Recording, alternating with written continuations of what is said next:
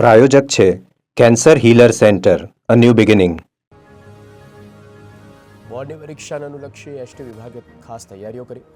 વિદ્યાર્થીઓને અગવડતા ન પડે માટે અનેક વધારાની બસ દોડવાશે. 250 જેટલી ટ્રીપ વધારવા એસટી વિભાગનું આયોજન. એસટી નિગમના દરેક વિભાગ ખાતે કંટ્રોલ રૂમ પણ શરૂ કરવામાં આવ્યો.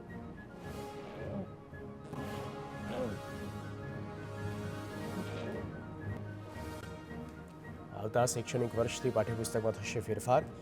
ધોરણ 1, 6, 7, 8 અને 12ના પુસ્તકો બદલાશે. ધોરણ 1માં ગુજરાતી, ધોરણ 6માં અંગ્રેજી વિષયના પુસ્તકમાં ફેરફાર થશે.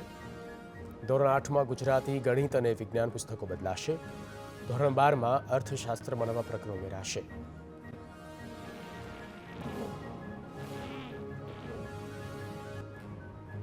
ગીર સોમનાથમાં દબાણ પર ફરી વળ્યું તંત્રનું બુલડોઝર.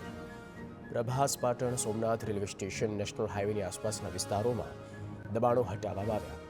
અગાઉ નોટિસો અપાયા બાદ પણ દબાણ ન દૂર કરાતા તંત્રે કાર્યવાહી કરી. સોમનાથ હાઈવે તેમજ શંખ સર્કલ પાસે પણ ગેરકાયદે બાંધકામો હટાવવામાં આવ્યા.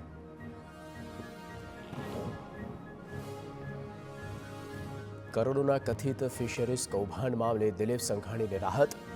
સુપ્રીમ કોર્ટે ઇફકો ચેરમેન દિલીપ સંઘાણીની કેસ મુક્ત થવાની અરજી માન્ય કરી.